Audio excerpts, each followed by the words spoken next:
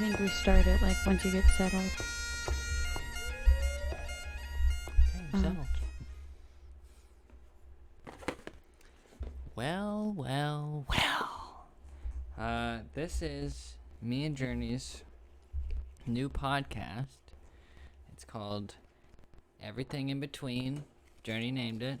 She's the smart one. And you guys might have heard my other podcast, but I don't know. I feel like if I were to scratch my butthole and I don't. Okay, I'm gonna start over. You do the intro. I did the intro? Sure. Well, no, I'm not gonna do that. Do I break the fourth wall? Whatever you want. Speak to an We have to have a audience? true beginning, though. True beginning. Such is life.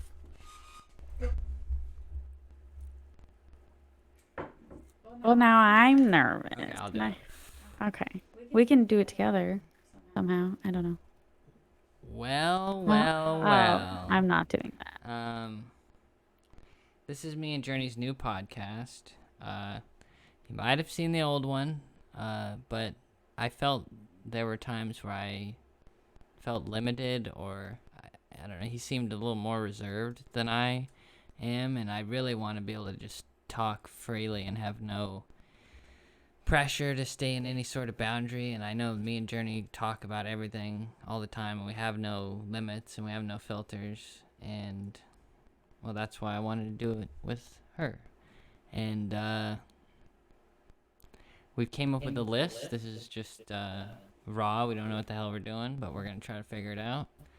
We both have a lot of opinions on different things. We don't agree on everything. And Journey, if you got anything to say, or you want to read some of your list, whatever you want, we're free balling it. Yeah. Well, you were saying earlier you wanted to go ahead and talk about maybe our relationship. So I don't know if you want to tell the story of how we met or if you want me to tell it. I'll tell it as well, but I'd be more interested to hear what you had to say before I gave away what I had to say. So why don't you What tell did the you have story to of our say? relationship? Okay, so we met online. What is it? 5 years ago now? 6 years? Math. 5 years ago. 5.5 years ago. Met online on a site called Meet Me, which used to be my yearbook. So we met on there. I was going through a tough time with my roommate at the time. Not gonna get into that right now. That was a whole thing.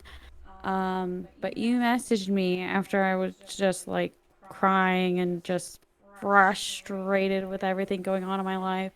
And then you messaged me and you were like, "Hey, what's up?" Why were you frustrated? Um, it was just a whole thing with my roommate at the time. There was a whole friends with benefit thing, and then out of nowhere, he started dating this girl that he then brought to live with us, and she was a cam girl as well. Um, and she was trying. She was like sitting me down and talking to me about. She was like, "I'm sorry about like if you feel, I don't know." But then she was trying to get me to be a cam girl, and I was just done with life. And then you messaged me and you were like, "Hey, what's up?" Like, totally, I don't know, like, not even a pickup line, just, "Hey, what's up?" Um, and then we started talking, and you were like, "Hey, do you mind if we video chat?" I just like face to face. I don't like typing or something. So we video chatted for a couple hours, I think. Why don't you throw me that pen over there? This one doesn't work. I'm totally It listening works. now. Give me your pen. Technical difficulties. You have to take the little plastic ball off. Well, I like pens that It's work. tipped. Man. It's tipped. Alright, They're all tipped. continuing. Yes. So we were video chatting for a couple hours. And in that time, my roommate kept coming in and out of the room I was in because we lived in a one bedroom.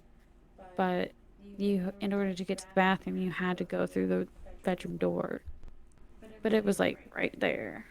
So he kept coming in to like, or get stuff out of the closet or go to the bathroom. And you were like, what the fuck is happening? It was that guy behind you. I was like, oh, that's my roommate. He's just getting shit or whatever. You were annoyed with that. But then after that, we just kept talking. And that was around the time that there was stuff going on in my family that I'm not going to talk about right now. And it was a real shit show in my life. And we just kept talking, and I was still going to school, and finally we met. And I remember waiting in the parking lot because you were like, I'm on my way to pick you up. And I don't know if you told me your mom was driving, but you pulled up in her little blue Spark. And if you guys don't know what a Spark is, it's similar to a smart car, just slightly bigger. But it's short. Little blue shiny Spark. Your mom's in her pajamas. And you guys just pull up. I'm like, hi. And so I get in and you introduce me to your mom. And it was, I don't know, it was just so funny. And I feel like most girls, well, not most girls, but there's probably a lot of people out there that were like, they would probably be like, oh, his mom's driving him. Red flag, get out. No thanks. But I don't really care about that. Like, in my head, I was like, oh, these seem like nice people. Like, I don't really care that he isn't driving, that he doesn't drive. Like, whatever. Lots of people. I didn't drive at the time. I only started driving this year. Like, who am I to judge, you know? Um, and your mom is just immediate. She's so herself all the time. She's just like upbeat, happy to meet everyone. Happy to be driving her son across Mesa to pick some girl up. Um, so sorry, brain fart. And then I remember your mom was like, "Oh yeah, me and my husband are about to go to the casino tonight or whatever." Uh, or maybe that was a different time, but she did mention a casino at one point in the first few days of meeting her. But she was just like always in her pajamas, and I think she even said she was gonna wear pajamas to the casino. And I was like, rock on, girl, do whatever. Um, but on the first day we met, we were driving back to your guys' house, and you had texted me, Panda, or what do you want to eat? And I didn't see it at all. I was so nervous. I was just trying to like focus on you guys. So I didn't see it. So then all of a sudden you're like, Journey, you like panda out loud. Because you're just trying to figure out what food to get me. Meanwhile, it's your And favorite food. yeah, it is one of my favorite restaurants to eat. Well, restaurant. I just love it. They're so good. And I don't care what anyone says. It's not real Chinese food. I understand that. It's good enough. It's good enough. It's tasty. That's what I care. But and I was like, "Oh yeah." And then immediately after I checked my phone because I was like, "That was a weird way to bring that." So I was like, "He must have like."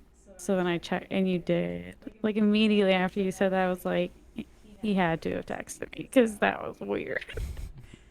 So we stopped at Panda, and then we went to the house, and I think Mom went outside to smoke, so it was just you and me, and we sat at the dining room table, and we ate Panda, and you were like, if you can't eat it all, don't worry, we can just, save it or throw it away. I was like, Oh, yeah, I'm good, but thanks.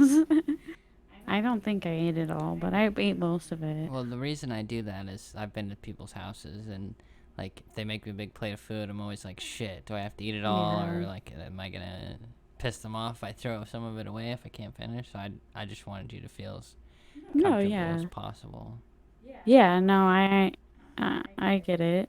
And but yeah, just 'cause I'm a big girl. I was a big girl then, so I was like, I'm fucking good, bro. um so then we finished eating and then we went into we might have gone outside first, but we did eventually go into your room and we were just hanging out, whatever.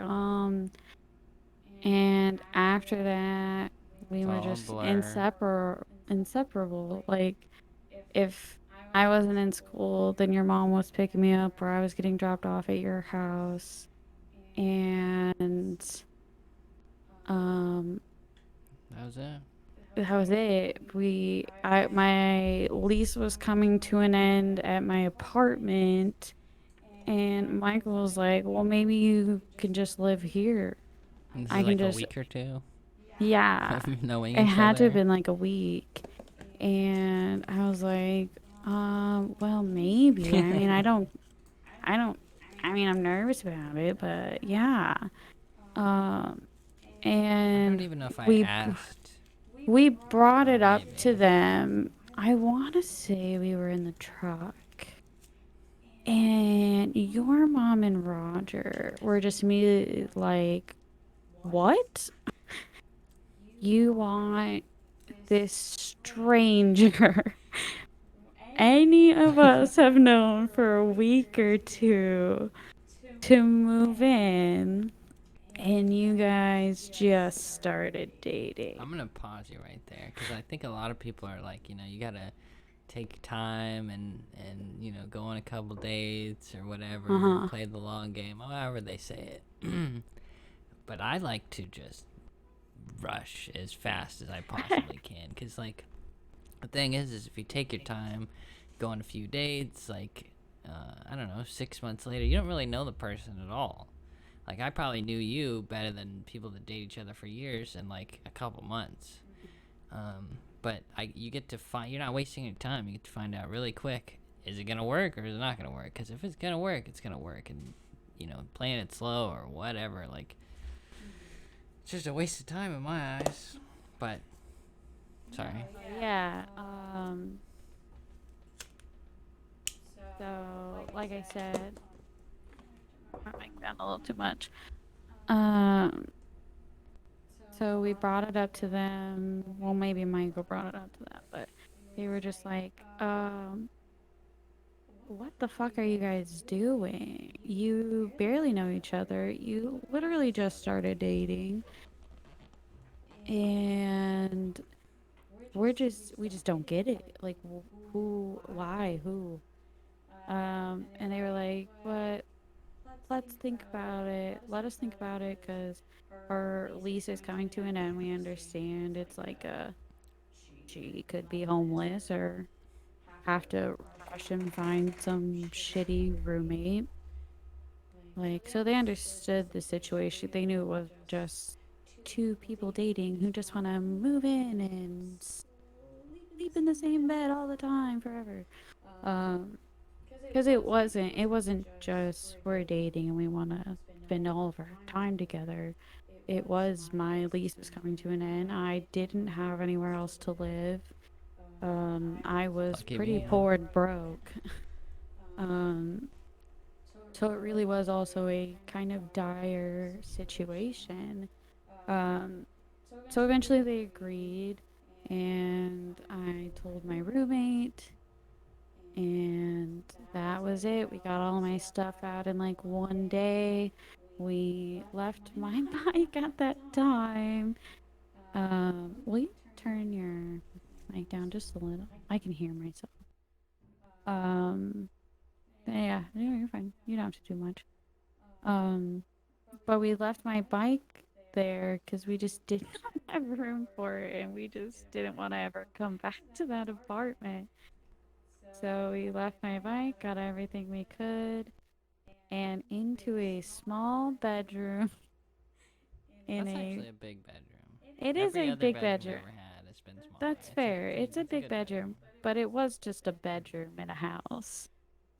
So when I moved into a bedroom with a whole other person, and we had to just shove a bunch of shit into a closet. um, and that's led us to where we are today. I think that the beginning of that story, or our story, is in a way I saved you, and not just me. Obviously, I wasn't Move your mic a paying for little the closer. house. Move it where? Closer? Move it Further? a little closer to your mouth. It's attached. It you Oh, speaking to upside the down front. or this way? Yeah. Um, is that good? No. Move it a little closer. Maybe get some more gain No, in. because I don't wanna. I'm hearing myself echo. Okay. Is this good? Yeah. Okay. Um, anyways, I feel like the beginning of that story, or our story, I already said that. I saved you, and it obviously wasn't just me. It was definitely mostly Mom and Roger, but our second half, or our 75%. It's not even half. It's like most of our relationship since you've saved me. Right after I met Journey, I had a stupid, shitty job working at a dollar store, but I started to feel dizzy, and I don't know, I had to like pee a lot. I remember having to pee all the time, like every time I laid down, or I don't know. Also, I was just like ringing out, people on the register, and every 5 minutes I'd have to ask to go to the bathroom. So I went to the doctor, which I hate doing, and I don't even know if I got a test. I was just like, give me what you would give a person with a UTI, and I just took that, hoping that that was it and it'd be done. And I think it took care of it because I don't have to pee all the time anymore. But um, it's like I woke up, or I became more aware, and not in a good way. Just aware of my body and my breathing and my heartbeat, and I just started panicking a lot. Um, I noticed that, and I wish I would have paid more attention to it, because I noticed when I was ringing people on the register, I just felt so much pressure because I couldn't leave that area. And I think having to go to the bathroom all the time, knowing that I have to leave, knowing that I have to keep asking my boss, and that was probably annoying. There was like a pressure of having to be in a spot. But when I would, be able to stock shelves or whatever, I was fine. But my title there was a cashier. So for the most part, and my bosses, I don't know. I don't know if it's I don't like power or authority or whatever, but there's always like I do what I'm told, but there's always some sort of clash, and I don't really know how to describe it. So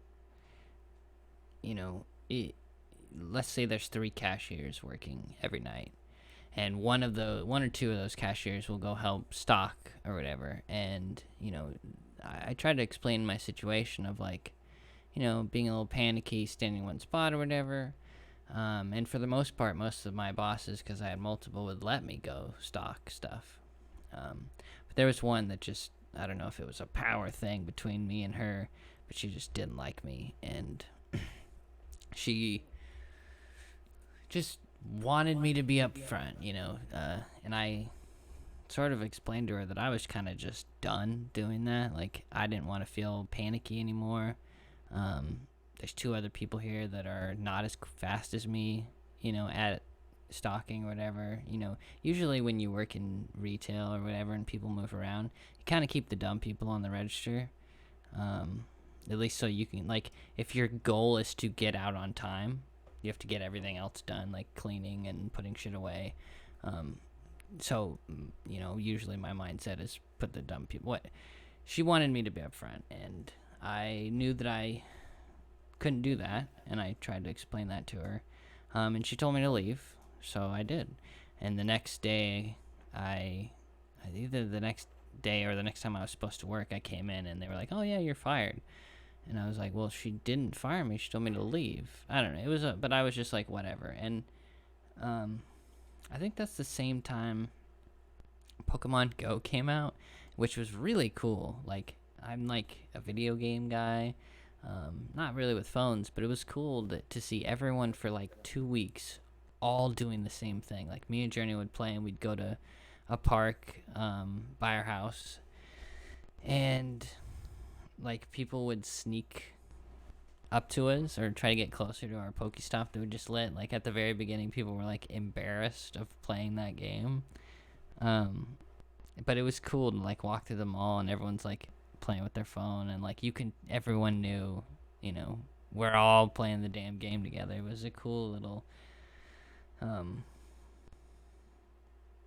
don't know, connectual is not a word, but just a moment where we were all, it was cool. Anyways, I think I played that game way too hard. Like, I remember, like, it was around summertime, and I'm biking in, the Arizona heat, which can get to 120 degrees, to get the damn Pokemon, and maybe I overdid it or whatever, but I never lost that realization of my body. So I think pushing myself a little too hard, I started to get dizzy again, and I don't know, just notice like if I had an ache in my body, that would make me, oh my god, what's wrong with me? And then the oh my god, what's wrong with me, the panic, oh, what's that must be serious, that must be like a panic attack, or that must be a heart attack. I'm not thinking that, I am very convinced that I'm dying, and I'm not thinking that this is a mental thing at all. Because I like to think of myself as just a very aware person, and I was just overly and to the extreme. To that, I just want to say it was an ongoing battle of me and your mother would tell you, we are pretty sure this is anxiety. Like, you're just exhibiting all the signs of anxiety. Like, you're gonna be okay. Just breathe, and you're not in any danger. Nothing is physically wrong with you as far as we know. And you refuse to go to the doctor. So it really was as far as we knew. And you would just be like, no, I'm aware of my brain. I know my brain. I would know if I had anxiety. It is not possible. I'm a solid brained person. There is no way. Like, you didn't even believe in like a subconscious. So, like, thinking that there was any part of your brain that wasn't acting right that you didn't know, you would not allow that. Like, you would not allow to believe yourself to believe that there was some part of your brain that you weren't controlling. I like to think of myself as open to anything. Like, I'm pretty skeptic for the most part. If someone can come to me with some pretty convincing evidence of, maybe the moon isn't even real, maybe we're just in a simulation, I'll listen to them. And if it, I'll start to, like, nothing's shut off for me, is what I'm saying. So I do think that it was anxiety the whole time, but there's a possibility, because people go into remission, with cancer. There's a possibility that I had brain cancer and whatever through my whole body, and somehow I beat it. And I do think, even if that were the case, or the real way it was, or whatever, that there's something to having a positive mindset. And I think with my therapy or whatever, that might have put it in overdrive.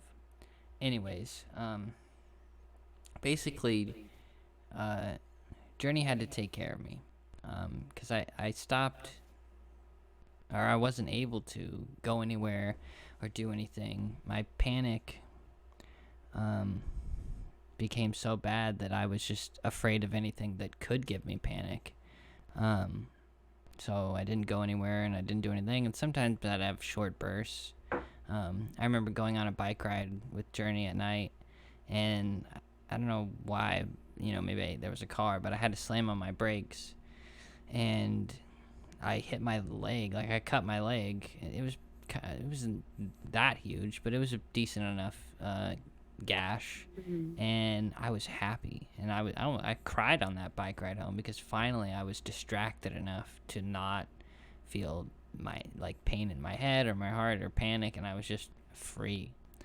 Don't hurt yourself, guys. Like, that's Please. the real. I mean, you can get that. It's just you have to have a distraction. Like, if you're panicking or you're sad or whatever it is, you have to find a way to distract yourself. And if you could do that successfully, then that's what that is. But no, you should not hurt yourself on purpose. Anyways, Nor did you ever. Let's be clear. well, You never, when I but was like little, but seriously, like since your anxiety, you have never I have a call. But I'm purposefully going to ignore harmed it. yourself. Sorry. It's a call No, actually, Or it was was it an an alarm? alarm. for 'Cause I thought I therapy. had therapy at 3, but apparently I have it at 4, so we're good. We're good, guys. But yeah, you never purposefully harmed yourself in a serious manner since your anxiety. So any pain that happened that did distract you was usually accidental. Well, not fully true. Well, no, you did like to be pinched and stuff. Yeah, I would have Journey pinch me. But I meant like serious injuries. Anything that, because I've stabbed your hand. Not with the knife. We were No, we yeah. were taking apart this. I think it was like a canopy or something like with really big metal poles, but some of them were rusty at the end and had sharp Pokey. parts to it. Yeah. Yeah, and she lifted it up, and my hand was there, and it looks like spaghetti meat, and it was like open, and I was like, but I I didn't. don't think it looked like spaghetti meat, but On that, I don't know how to, if this is part of it at all, but I've been punched in the face before, on accident, and how do you do that? But and also getting stabbed by you. I think making the movie that we made together during our sword fights, I got cut up a little bit. Journey actually almost stabbed me to death in the last boss fight scene. But it's okay, it was a great. what I'm trying to say is, it's really hard to make me mad.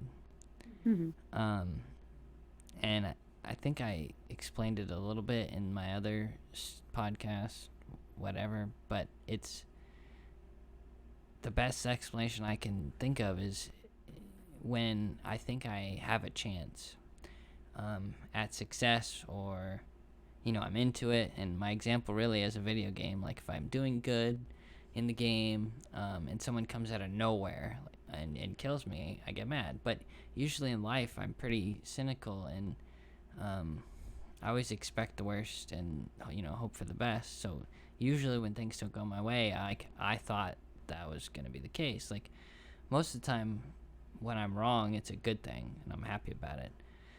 I don't know. That has nothing to do with anywhere. That was a corner of nothing. Anyways, so Journey and Mom have to take care of me, because I'm being a loser, really. Like I'm unable to move, really. And there was like a month period where I didn't get out of bed, and of course I could have if only I thought I could have, but I didn't, and I didn't. I didn't think I could, and I didn't move, so Didn't. I didn't. And again, I had on and off periods of being able to go places, but 99% of the time I had to be with Journey, and she either had to hold my hand or pinch me or whatever. And all this occurred like a month into us dating. So like a week of us meeting, we move in with each other, and then like a month of dating, now I'm a cripple that she has to do everything for and babysit. And it did have on and off times, and maybe I'm just really cool as a cripple who doesn't do anything, I don't know. But for, I don't know, 4 out of the 5 years I was basically a vegetable, and a vegetable who talked a lot of shit. But I just am now getting out of it. And I know we're talking about our relationship, but it's impossible for me not to talk about how I wasn't there, or at least in not a responsible way. It's impossible for me to talk about. It's like to not talk about the anxiety that I had, because I don't think it's the word regret is the right word, but I've always tried to spoil and take care of and be the person, and I couldn't. And I had a lot of bad experiences with people in love, and it's just weird to me that someone who doesn't know me at all, really, and maybe you knew me more than you would someone you're taking it slow with, but just to take care of everything and me and be so responsible like a damn superhero, it's hard for me. I don't know what word it is, because it's not regret. Maybe it is. I just feel like half of the relationship I've been mentally asleep, and not like with you, but just with myself. Like, so I don't know. I in this thought that I'm having right now, I feel trapped and stuck. I know that I'm being filmed. This is our first podcast. I should sound cool and smart and funny or something.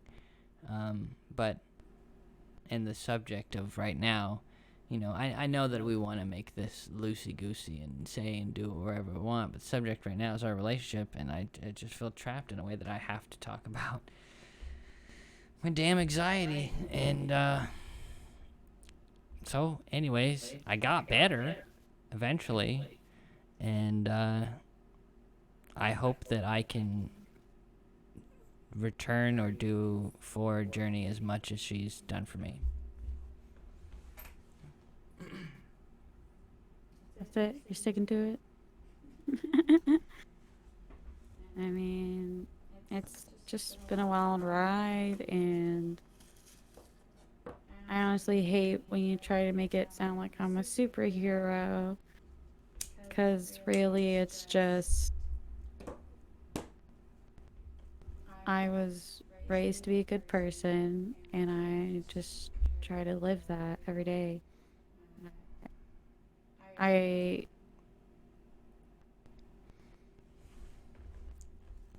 I don't know, like there's nothing in me that was screaming, get the fuck out, don't take care of this person. This person needed my help, and I was also interested in this person. Um, we probably said I love you pretty kind of early on, at least within the first month or two. We lived together. But I liked you or loved you at that time, and you needed help, and I there was no reason not to. There, I see like a fine line between.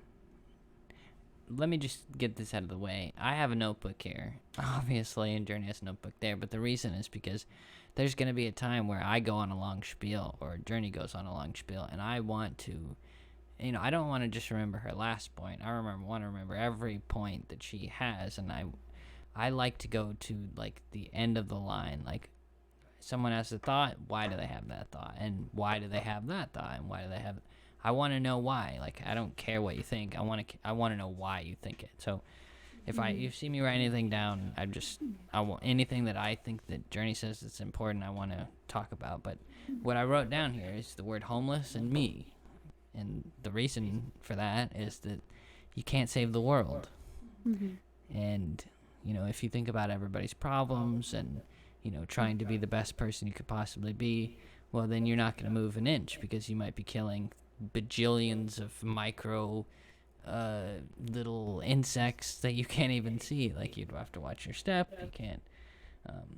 All of us have killed thousands and thousands of bugs everywhere we've ever walked. And as far as like homeless people, walking around asking for change or whatever, if you tried to save everyone that has problems, you will shortly be in a position where you can't help anybody, because now you have nothing, and you really have to pick your battles. And of course you should help all the people that you can help, but you have to have a balance of like, and sometimes for me, when I help someone, I want to be investing in something, not like I'm gonna get something out of it, but are they going to like, okay, so me and Journey helped our neighbors move, okay?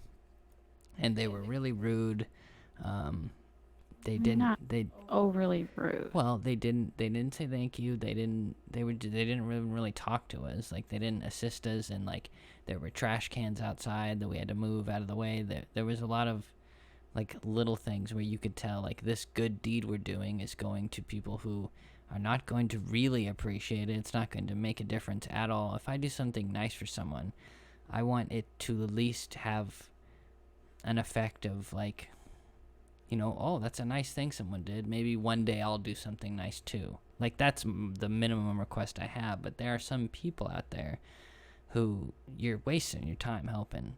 And I think how long I was out, with anxiety, it was a thin line of like, am I worth it? And maybe not to you because you loved me, but any other person from the outside looking in would be like, yeah, you're wasting your time. Like, I would advise you, yeah, you're wasting your time. Yeah, you mentioned helping people, wanted to be a good person, and sometimes you can't. You can't help everybody. Well, I wouldn't say wanting to be a good person. I would say I feel a duty and a purpose to be a good person. And I don't want to sound like, oh, I mean, Mother Teresa wasn't a great person, but for lack of a better, or I don't want to say like I'm Jesus, like, well, I guess I shouldn't throw that out there. We'll just stick with Mother Teresa. I don't want to say I'm Mother Teresa and I'm just this holy saint, which she wasn't, but we could talk about that later.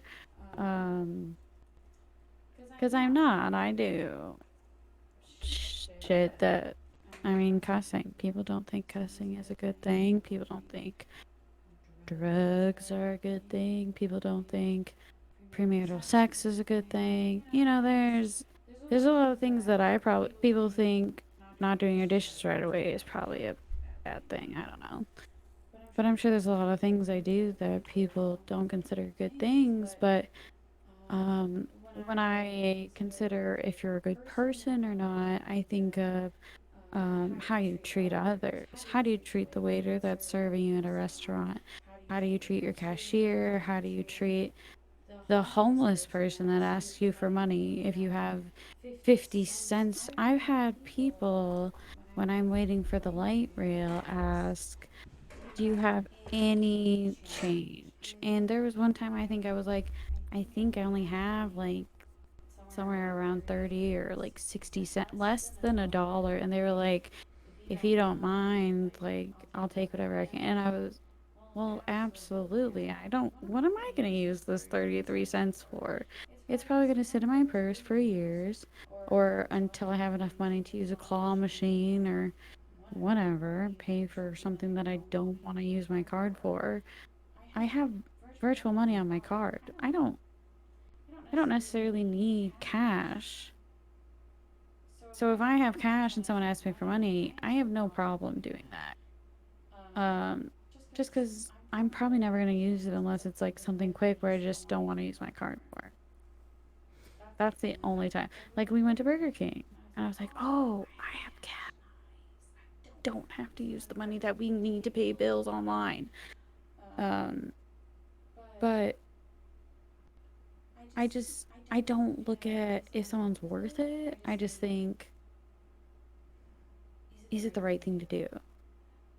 Who am I to deny someone possibly a meal but give them 60 cents? Maybe they already have $2 and they just needed 2.50. You never know. So who am I to deny them something good in their life? Who am I to make them have a shitty day? You needed help, but you didn't really need much. You just need support and someone to make you not be homeless. And we moved out of your mom's house because I finally had enough money. My internship was over. I was saving money. I was making money. Um, and I was able to save up enough to where we can move out. And then enough to pay the bills. um, so we could have stayed at your mom's, maybe, Maybe. for probably another half a year, but we decided to move out. We do things pretty immediate. Yeah, there's no sense in waiting. Really. Granted, we could have saved a lot more, but whatever, because we are spenders. But I don't think of it if people have value and if they're worth something. Every human, unless you're a scumbag, of course, like a murderer, R-worder. Unless you're a really, truly terrible person, and not even a murderer, you can murder for good reason, sure. Um, so unless you're just a really, truly terrible, scumbaggy person, I think you deserve kindness and you deserve to be treated decently. And I don't see why we live in such a terrible world and why no one else thinks that way. Why make this world so shitty by being a shitty person? Don't have a good day. Have a great one. We we still did it. Yeah. They were rude. They hit my meter of not worth it. But sometimes I'm wrong. And I have a contingency plan. I'll do it anyways. I try to help people as much as I possibly can. I think I said I wanted to have a limit. Because obviously if someone's homeless or a bunch of homeless people, you could bring them all into your house. You could give them all of your things, and now you have nothing to give, and now you're going to die. Yeah. You have to have limits and balance, and I think you said something about sex and drugs. You said people should be able to do, whatever they want. Well, because I don't consider those making you a good or bad person. I don't think if you do drugs, you're a bad person. I think the reason that those things are taboo is that they're very easily, you can do too much, or there's real consequences for doing them the wrong way, or but I think with everything, I've said this before, if I were to drink as much water as I smoke cigarettes, I would die. I think you just have to have a balance in everything, as long as you're smart. I think drugs, I don't know, it just, some part of me, like, it's just so easy to overdo them, and to because for a lot of people the world just sucks and it's not good, and that's like, you talk about me getting my thigh cut and that was a distraction for me. You like entering a whole nother universe, dimension. You're existing somewhere else. It's like if there was a way to enter a new dimension, that's it. And if you don't like the world, it's a very fun, happy place to be. Um, you just gotta be careful. Like, I don't know. I'm too scared to do anything. Like, I've been stuck in reality for 11 years, and the last time I wasn't in this reality, last time I was high, um, I panicked. I freaked out, and I don't know. Sometimes I miss it. Getting high and playing video games was like the best time of my life. So much so that because towards the beginning of experimenting, I would do that socially with friends at parties and go to people's houses and hang out. But ultimately, I liked it so much and just wanted to do it my way and have my own sort of vibe with it that I isolated myself. And not fully. I had internet people in my head playing games with, and it was really fun. But my real life connections all dwindled away, and I think some part of that is people grow up and drift apart, but 99.9% of the for me those relationships are gone. I don't have any of those people anymore. I think that I took it over the top, and drugs are scary. On that though, it's funny because that story seems more like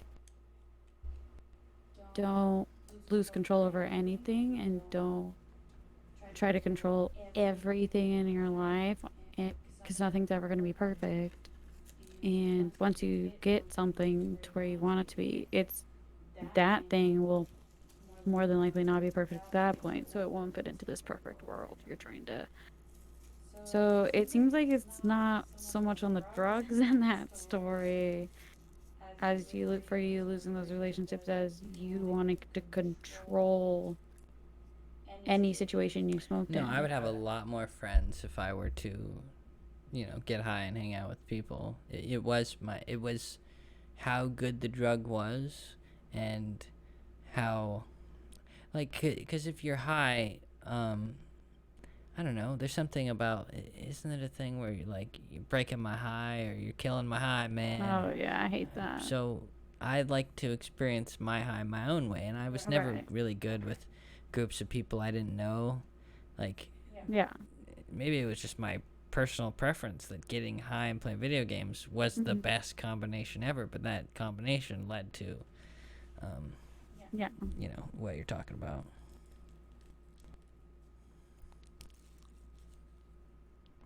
Losing people.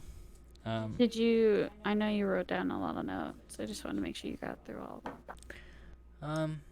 Well, no, I mean, everything that I wrote here was just, drugs, sex, bad stuff, whatever it is that whatever it is that you like to do, whether it be bad or not, whether it be something good, exercising, you have to have balance. And the important underlining of the word drugs is that some things are a lot easier than others to do too much of and lose yourself in. I mean, I agree, but Like, it's hard. there's people who get lost in exercising. There are people who get but lost it's probably hard to in- get lost in drinking water. Like, there's people that do it, but a lot more people get lost in funner Oh things yeah. to do. Well, yeah. Time flies when you're having And fun. entering another dimension. No one's gonna sit there. No offense to accountants, but no one's gonna sit there and do a bunch of math, add up a bunch of numbers, do their taxes. That's not gets lost unless you, I guess, enjoy those things. I don't know, man. for, Some people do. an A lot of people do Adderall now, so those people are probably doing their taxes and their now people schoolwork. have And always done Adderall. whatever, man. I'm just saying, like, That is. there's a lot of people doing all sorts of drugs for all sorts of different reasons, productive Um, and just zoning out. No, yeah. Um, I've just never, growing up, I thought of drugs as bad. That's what the schools push. That's what parents push.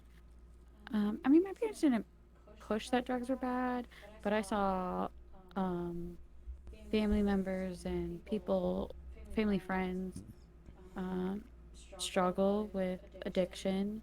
And of course, I never knew specifically what drugs, um, but I did see how it affected people, and I just saw how.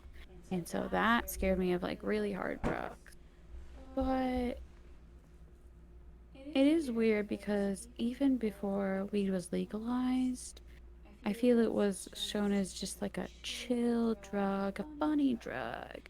You'll have so much. It's so funny, like Cheech and Chong. You know what I mean? Um, or I think they do it in like Super Troopers too. Like weed's a fun, funny drug. You're just gonna be so chill and happy. Um, but other drugs were obviously heroin, meth, crack. And I will always remember it. My school, I assume, well, you didn't, public schools will usually show you videos to deter you from drugs. And one, I remember there was these two teenage boys, Sitting on a and couch. Oh, no, okay. there were two teenage boys, and they were close friends. They, went to class and everything together. And then one kind of started drifting away, just kind of like doing his own thing, wanting to be alone, always gone. And then you find out he's huffing paint. And he tries to get his friend to do it. And one of them dies from huffing paint. So I saw that video and I was like, I'm just never going to do drugs. I don't want to die. I don't ever want to accidentally inhale too much paint and die. And then there was another one that there was this couple in a car in a blizzard. They'd done meth, and then they were so high they were hallucinating, and they got out of their car and they froze to death. So I was just like, I'm good on drugs, never gonna want to do it. And then I got older, and you can kind of tell who the stoners are in high school. Usually they tend to look like stoners, like that 70s show. Um, Obviously not dressed in 70s clothes, but that kind of vibe. The curly headed guy. But then I heard about these popular kids because we had a really popular kid in our called it TST. It was just study group, not study group. You were sorted by your last names, and it was just kind of like a 30-minute class where you just do extra homework you have or whatever. And there was this really popular kid in our TST, and he was talking about how I heard him mention LSD, and I was like, "You're a popular jock. Like, you're an athlete. You are a popular kid. People look up to you, whatever, and you're doing LSD. What the fuck?" And here I am, this lower class, not like economically, and I don't even do drugs. Like, shouldn't I be the one doing LSD and getting fucked up on the weekends, and not you, this pristine, probably gonna go to a four-year university and be an engineer or doctor or something? No, he's not going to be. Maybe a businessman or a coach. And you're doing LSD and getting wasted on the weekend and getting in trouble with your parents. It was just so crazy to me. And then me and Bree, that's my best friend in high school. I still consider her my best friend today, even though we don't talk too much. We were juniors or seniors in high school, and we were like, we want to smoke weed. We just want to try it before we go off towards college and life outside of Fremont, Nebraska. And we want to smoke weed. We want to have some sort of experience under our belt. I had drunk underage before, but never we'd never done anything like that without parents. When I was drinking underage, it was my parent. It was supervised. That sounds wrong, but I promise it was probably the best thing to do. It made me responsible with my drinking.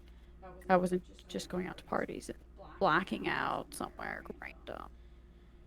Um, so we talked to this girl that we're kind of friends with. She, I don't know if this is a true fact, but in my head it's a true fact, and I remember it. Um, her parents sold weed. We're, we're, we're drug dealers. I I don't know if that's a true fact. In my head, it is. So I'm just sticking to that story. So she could hook us up. So she is at work at McDonald's. We pull up on her break. She comes out to the car. She hands us two joints. I think we paid $7 for two joints. Fremont weed. To be fair, I don't know if it was weed or not, because maybe she was just, but who, I don't know. If you're gonna swindle two dummies out of weed and give them like oregano or something, at least, but it smelled like weed, but I'm sure oregano. But why just only swindle us out of $7? Two joints. If you're gonna swindle us, at least make us pay like $20 for two joints. You know what I mean? Something that makes more sense. But $7. She was just a high school drug dealer. Whatever. She was super cool. So we get the joints. I think we had already bought a whole bunch of munchies, like gigantic bags of junk food, chips, dip, candy, I think she got herself some grocery store sushi. Um, we pull up, get the weed. We go back to her house. We go to her garage. It's an apartment complex garage. It and it did have a garage door, but it was in like an apartment Not a complex fancy area. garage. Um, well, these were kind of like they were two-story, and it was like four in a. So there was like a driveway type of thing where there was like garages with doors, but they were all like right next to each other. Um, so they were all connected. So we went out there, we lit it, we were smoking, and we get like halfway done. We're like, we're not really feeling anything. This is so weird. And we are like, you know what? Let's just finish. We finished smoking the joints, and it did smell. It it reeked of weed. We did not get high. And then come to find out, maybe like a year later, a lot of people don't get high their first time smoking weed for whatever reason. I don't know the science on that, but there's a lot of people who do not get high their first time smoking. We didn't know that. So we had bought all these munchies. We were not high at all. We were ready for a good time. Nothing. It was the most disappointing. And then, probably like a week later, I told my mom, maybe my dad as well, I, because I wasn't the type to keep things from my parents. I wanted them to trust me and know that they could trust me and that I was being responsible. So I told them, I was like, yeah, we tried to smoke weed. Oh, we didn't get high though. And now I think about it, Bree might have saved half of her joint and smoked it later and gotten high, but I can't remember. Um, and then a little while after that, I took Bree camping with me, and she's not a camper, but she was a trooper. We were just hanging in because I was going to be leaving relatively soon for Arizona. Um, and my mom brings it up, and I did not tell Bree that I told my parents. And so my mom brings it up, making fun of us in front of the rest of my family, my aunts, uncle, cousins. They're like, "Oh yeah, Journey and Brady tried to get on." And Bree just looks at me and she's like, "You told them?" And I was like, "Yeah, I trust my mom. I trust my dad. They're not gonna. We've talked about it. They understand. We're what, 16, 17. We're probably gonna do something that our parents didn't want us to do." And it was just weed, but my my mom just decided to make fun of us in front of the rest of my family that we 17-year-olds decided to try and get high. And they were just laughing at our embarrassment. So that was like my first experience with drugs, and it was just it wasn't even wild, but looking back, it's just the funniest story. You mentioned in that it might have been oregano, but then it wasn't oregano. That just reminds me that I did get gypped one time. I don't know. Some neighborhood kid was like, "Yeah, I can get you some weed." I got a friend or whatever, and I gave him $20, and he came back, and I smelled like perfume, and I removed the green from the bag, and the green didn't smell like anything, and the bag smelled like perfume. I'm like, "Look, it's all here. It's the bag is smelling. It's not the weed or the not weed." Oh. Um, but I had my first encounter with weed at McDonald's too. Um, uh, Freshman year of high school, every year we would always go to like the first day. It was like me, my best friend, and then this new guy Trey. Um, we went to McDonald's, and then we would go there every single day, and we eventually we had a group of people going with us, like regulars. And I don't know, this school was pretty small, so I feel like most kids made that trip with us at the end of the by the end of the year. Like a lot of At people, least once. yeah, at least once. But there was like, I don't know, 10 regulars that would go all the time. But kids were starting to get into pod and stuff like that, and they brought some over for us to try. And like we jumped a couple walls, and right now like there's a building where the alley that we smoked in was. But I don't know if it was laced or what, because I no one else has a similar story to me. We all smoked the damn thing. But when I don't know, it's weird because like you think drugs are bad, and then like it's also like everyone else is gonna do it, and they all think it's cool, and so we're all just trying to be cool. But like I don't know, the trip walking to the alley, I just remember thinking, "Oh, dude, I'm so cool," and not really thinking about like what is about to happen. Not realizing that my sight is going to change, like the way I feel is going to change. Like I'm so used to just what normal is, and I'm not prepared for that being different at all. So when it became different, I started freaking the fuck out, and they had to like not carry me, but I was like holding on to people getting back to McDonald's. And I remember sitting back and behind of McDonald's, and people were like, "Get him water, get him fries, get him something." And someone was like, "But that's bad for him." And I was a skinny guy, and he was like, "At least it's something, like just feed him." And I don't know, maybe this was just me, but I feel like I fully remember my eyes looking like a kaleidoscope, where I saw like many different things of the same, like what you see but many times over, and spinning in colors. So I do think it might have been laced. Yeah. But also all the other people I smoked with that day don't have that story, so I don't really know. Maybe I just excited myself to like the extreme. I don't know. But you mentioned drugs, and I have been clean for 11 years now. From everything. I was smoking pot a lot, and I used to drink sometimes, tried coke, whatever, blah blah blah. Everything. But yeah, I don't do anything except for cigarettes. But it's like I'm stuck in reality. I'm awake. I'm wondering, you smoke, Yeah. you drink sometimes, but you mostly smoke. Correct. Why do you smoke? Um, Good question.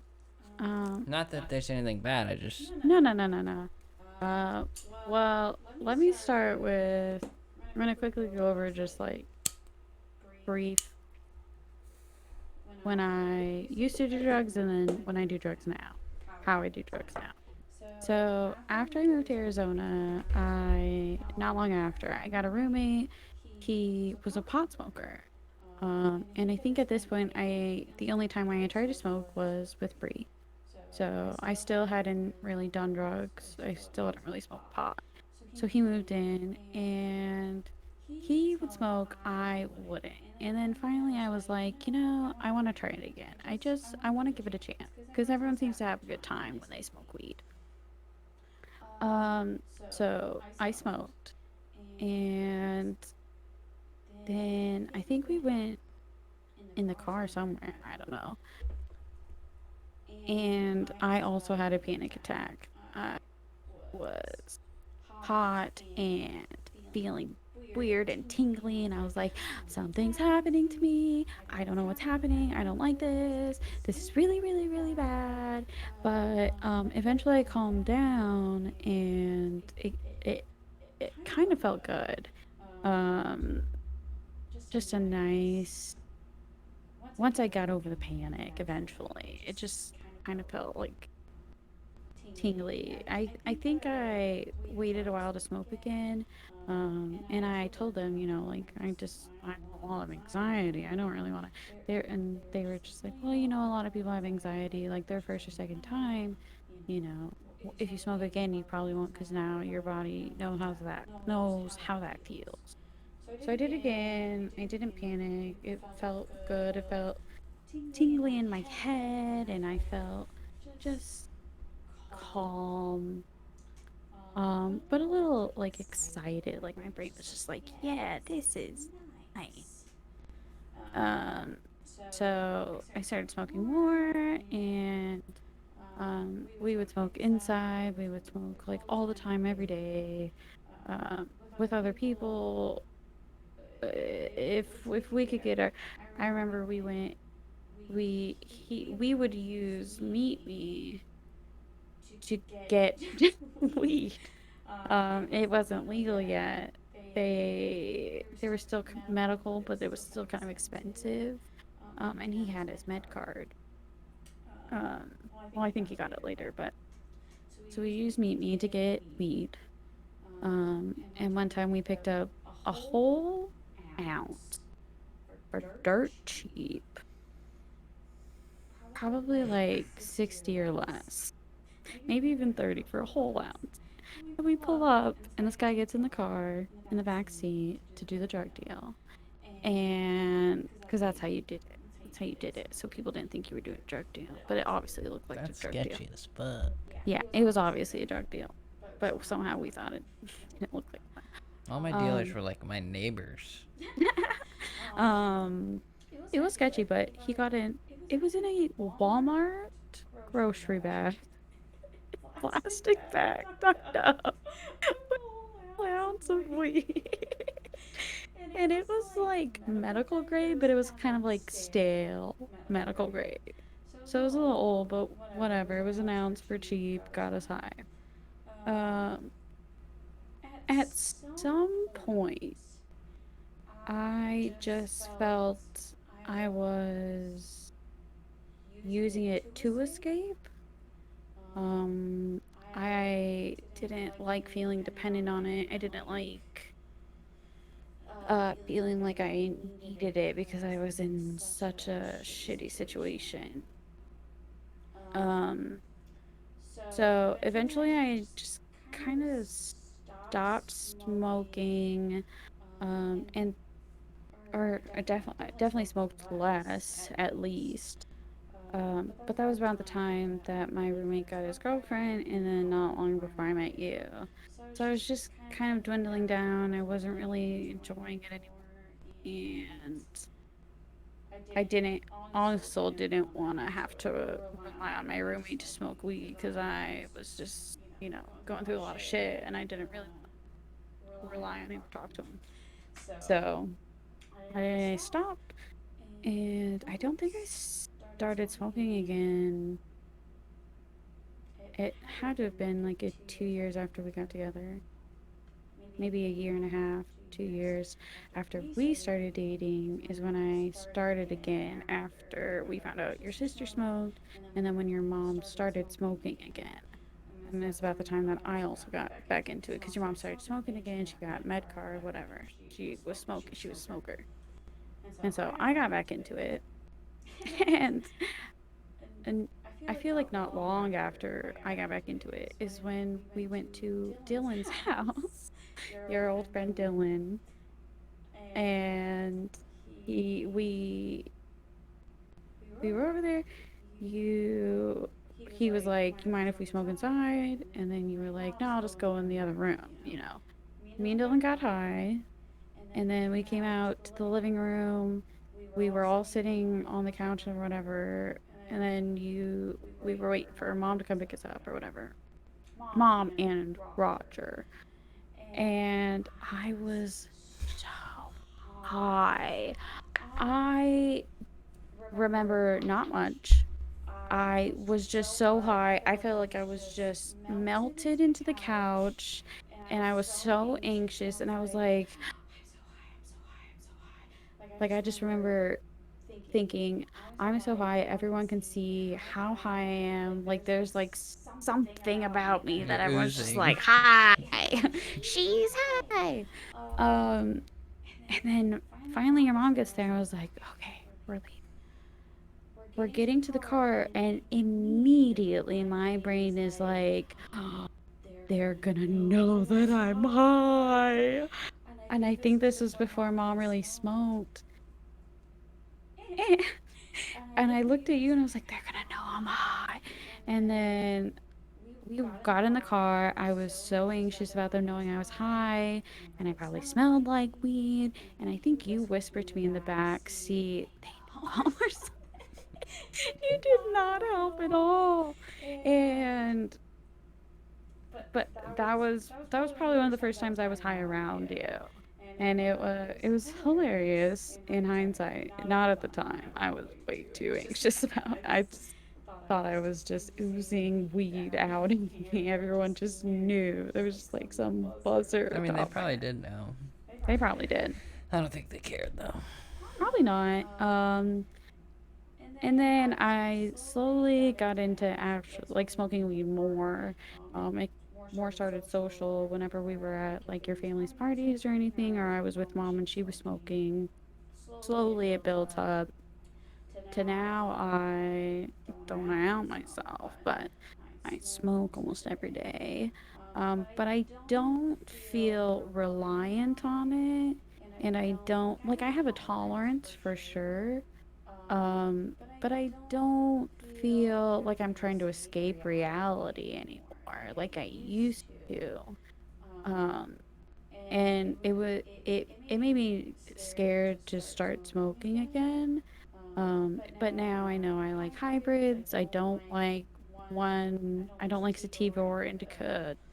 I like a mix. I don't like to feel fully high, head to toes. I mean, on that, like, maybe your beginnings, but my entire time with pot was just whatever the guy had. It wasn't organized or Yeah. whatever. So now, there's different categories. You get exactly what you want. You know Yeah. exactly what it does. It's a lot different now. So Yeah, I would have. I mean, that's kind of how it was before my roommate had his card.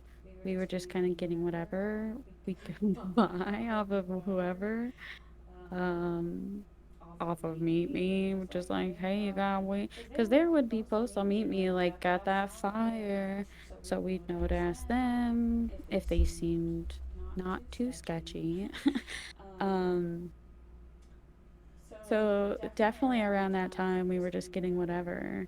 But once he got his car and we weren't doing that as much, he more sold medical stuff. Oops, probably shouldn't say that. I haven't said his name, so it's whatever. But I don't feel reliant on. I'm not trying to escape a reality. In fact, I think it makes me appreciate things more. I think it just dust in my throat. Hang on. I feel like it just makes my mind feel calm and free, and I just feel good. I feel happier. Um, it helps with my depression and my anger, and I like when we went up north and we were looking at the forest and I was high, I just enjoyed I enjoyed the quiet of that forest even more. I'm not one to really like quiet, but I loved it. It was birds chirping, it was crickets, it I was bet. it oh my and the air, and I even told you the first night there when the sun was setting and it was getting a little more dark and cloudy. I made you look out the window and I was like, that green, that is like perfect. That's happy. That's my vibe that I want. I want to be like this green forest. That and I just feel like we just it just helps me appreciate things more. It helps me see more. It helps me just feel free and calm and happy. I'm not relying on it to escape a shitty reality. I mean, I remember, when I used to play games and get high, that I felt like I was in the game, Hmm. and that was the best feeling ever. So I can only imagine, we live in a city in the desert, us going up north with all these trees and birds and green, that you were like like you were like it does. There's some sort of focus, like a different type of focus when you're high, and I could just. That sounds awesome. Just being in the damn forest for real, like just entering it in another dimension. Because obviously I was sitting there with you, but not in the Right. way you were. No. I mean, but the same goes for you being high and playing video games. It's like to be high and like to feel like VR before VR. Be in the game. Is there anything else as far as drugs? Drugs. Yeah, I know we're getting close on time. It's 3:40. No, I know, I've You have noticed. about 20 minutes. So, drugs. I mean, just back to the like, I don't think drugs make you a bad person. As much as I've seen people struggle with addiction, um, and let me rephrase what I said. I don't think doing drugs means you're a bad person, but I do think drugs can make you a bad person, Depending on who you are. depending on who you are and the drug, of course. Sorry, I'm not used to talking so much. My throat's getting dry. Well, Go ahead. I mean, like I said earlier, you just have to have a balance, or have to try to have a balance in all things. And some people aren't capable of that. Some people are mentally not there, or distracted, Hmm. or whatever. But um, I don't know if limit is the right word, because I've already said balance. Um, I had a thought, but I lost it. So take the I hate when that take the reins happens. for a second, so I can try to Well, remember it. yeah, I was just gonna say, because I've seen how people can act on drugs. I've seen people do shitty things because they're high or because they're trying to get something to get them high. I'm not gonna go into specifics, just because that's a private family thing, and I don't want to air anyone's dirty laundry, even though I don't talk to that side of the family. But I have seen someone struggle with addiction with their significant other, and it did affect how she was raising her child and the environment her child was growing up in. And it wasn't good. It was not good at all. So I do think drugs can bring out a bad side of you and turn you into what people would consider a bad person, stealing and not taking care of your kid and letting them grow up around shady people, shady things, you know.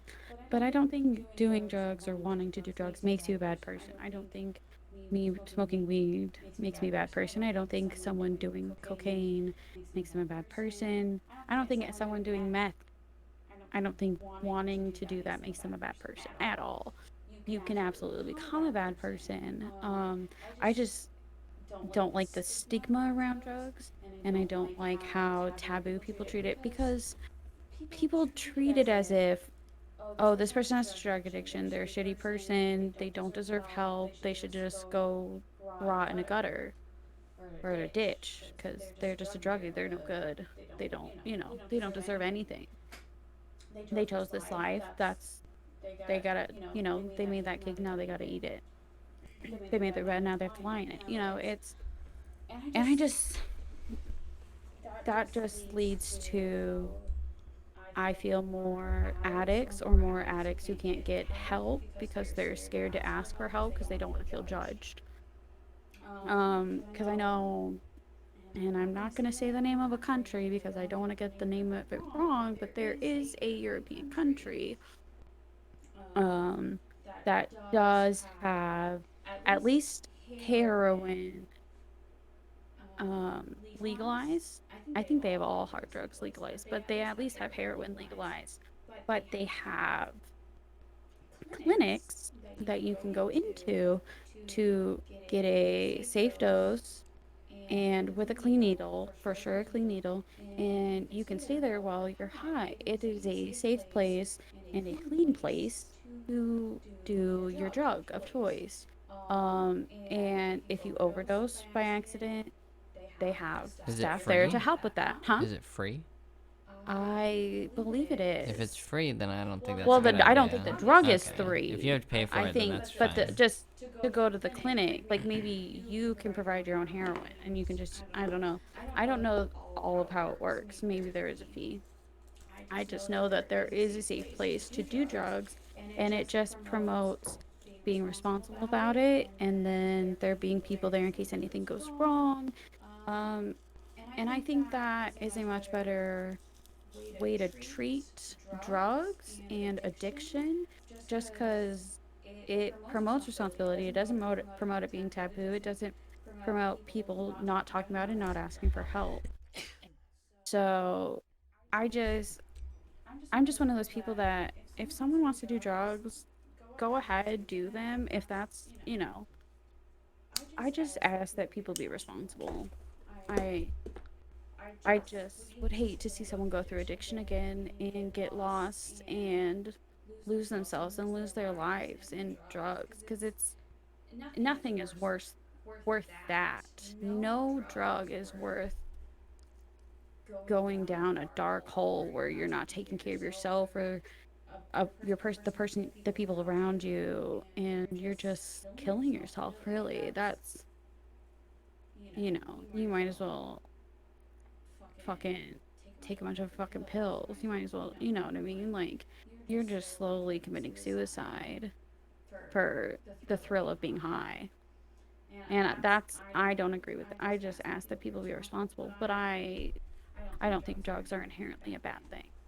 Because there's a lot of natural drugs that occur naturally in pots of, pots of plant. When you mentioned the European country or whatever, that just reminded me. You said a while ago about parents. You're a little quiet. You said a while ago about parents, coming to drinking alcohol at the parents' house to make sure that you're good, you're not going to do anything stupid or whatever. And that makes a lot of sense with like a heroin drug, that it's maybe way harder or way more dangerous to control. That just kind of reminded me of like the government sort of being the parent there or whoever, which makes a lot of sense, since you can't eliminate Right. danger from the world, and people are going to do what they're going to do no matter what. But earlier I was trying to figure out what I was trying to say, and I figured it out, and I was the word limit, but the real word was tolerance, because you mentioned that you had a tolerance and that it might take you a while or a lot more. Like, if I took a small hit, I'm getting really high, and maybe you take 4 or 5 and then you're finally high. So I think there's a lot of different ways to navigate through drug use, and maybe people shouldn't navigate through drug use, but for me, like my goal or plan, like one day I'm going to get old and my body's going to break down and I'm going to die eventually. And, medicine and drugs or whatever, doctors are going to suppress that or fight against that as much as they possibly can. So right now, I know a lot of people that are addicted to pain meds or take a lot of pain meds, and they have to take even more because they have such a tolerance for them, and that's definitely not doing themselves any favors.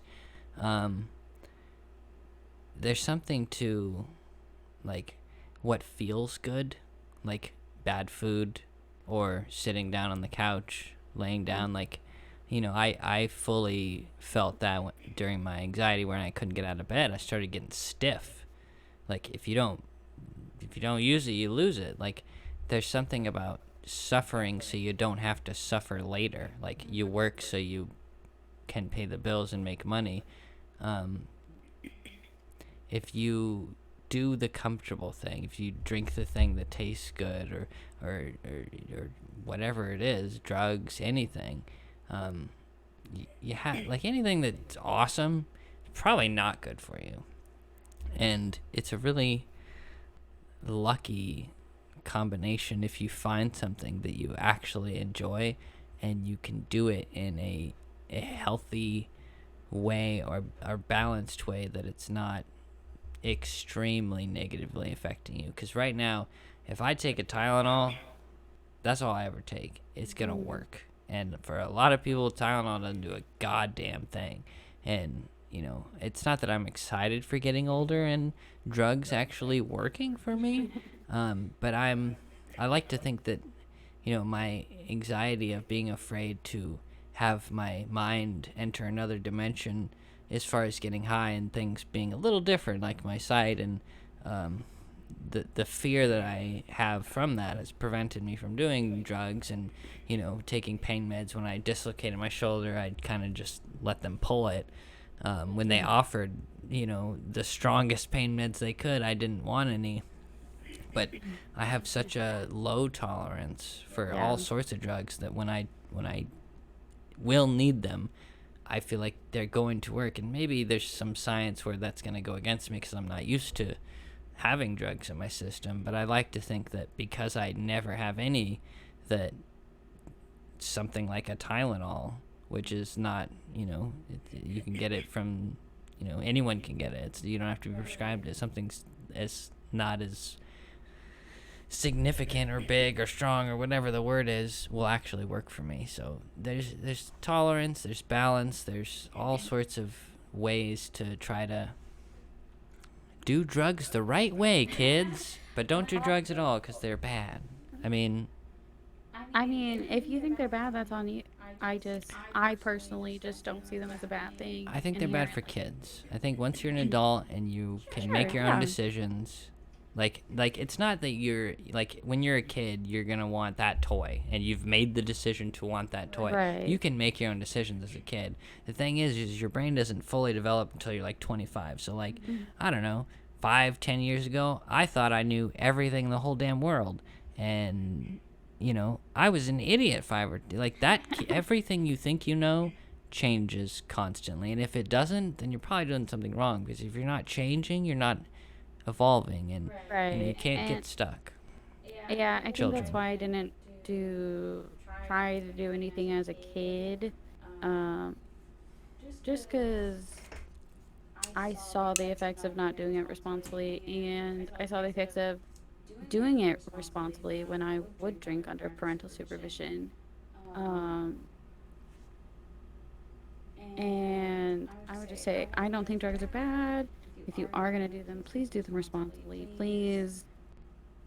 And please don't do it to escape a shitty reality. Because I think that's where you get addiction. Someone is told they're going to feel a certain way. You're having a bad day, or you're going through some shit. Here, do this. It'll take the edge off. Here, this will make you happy for now. And then they do it, and they're like, oh my god, yeah. and then they want to do it again, and then again, and then again, and then you build a tolerance, and then you have more and more and more, and eventually it's just all you want, it's all you crave. And I had been through that. That's why I stopped smoking weed for years, is because I was using it to cope, I was using it to escape. And that's obviously not a healthy way to do anything. That's not a healthy way to drink alcohol, which is legal and has been legal. But we still have so many alcoholics because no one's taught how to handle addiction responsibly. No one's taught how to handle substances responsibly. It's so taboo to have an addiction. You feel shame. Society makes you feel shamed for that. And I think we're slowly getting to a part of era of society where don't we try to not shame people. We say, hey, you're having this issue, talk about it, open up. Like, you can't go through this battle alone, and if you do, you're going to end up killing yourself. And I think obviously drugs can be dangerous. You just have to know how to use them and be smart about it.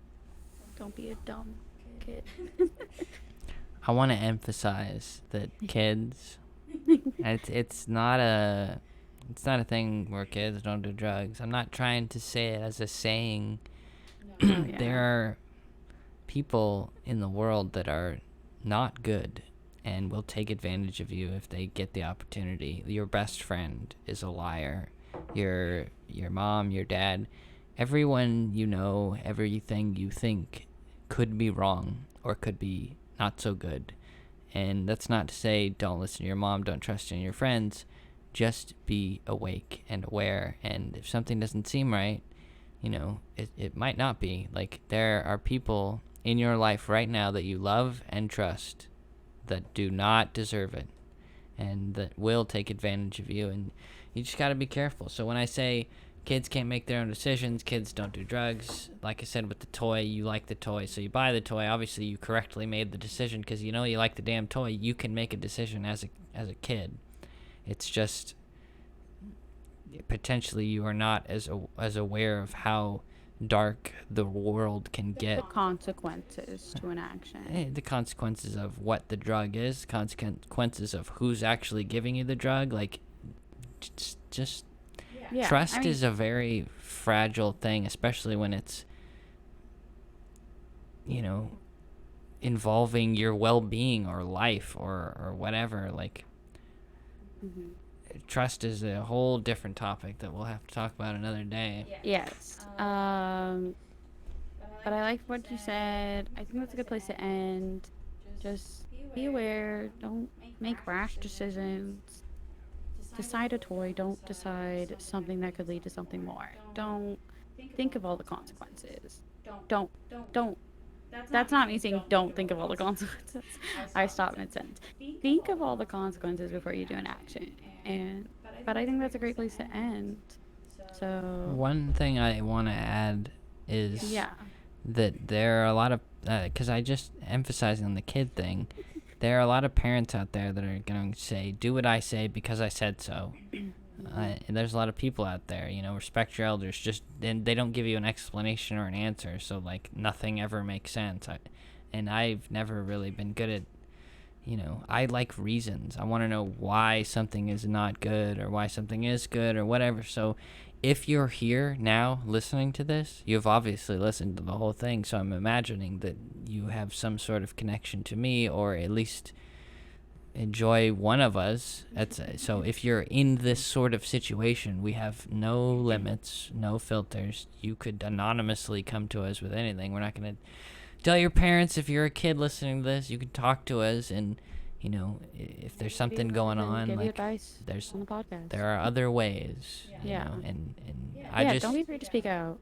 the whole thing with me not wanting a kid to do drugs is not because maybe the adults might be a little sketchy or whatever, because there are plenty of adults that smoke with their kids or whatever. What I'm saying is I want you to become an adult yourself, and you'll be able to make that. I don't want it, it's the trust, because if you're a kid, you're obviously getting your drugs from someone, your parents, your friends, whatever, and you're trusting them. I want you to be the person in charge. I want you to be experimenting for the right reasons with the right mindset, and just you got to be careful.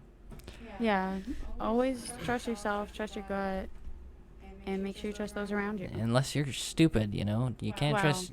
Sometimes you are, and But you may not know you're stupid, so just call us. trust your gut. We'll figure it out. Make sure you trust the people around you. Not like, oh, I kind of trust that. They seem okay. Trust them. Trust them. Well, I have therapy in 3 minutes, so Yes, I'm going we to. do have to end this. I just want to say, if you've listened to this, thank you so much for listening. We're excited for everything between life, death, and everything in between. She picked the name. I did pick the name. All right. Well, I'm Journey. I'm Michael. Yep. And thank you guys for listening. I'll see you guys later. Peace.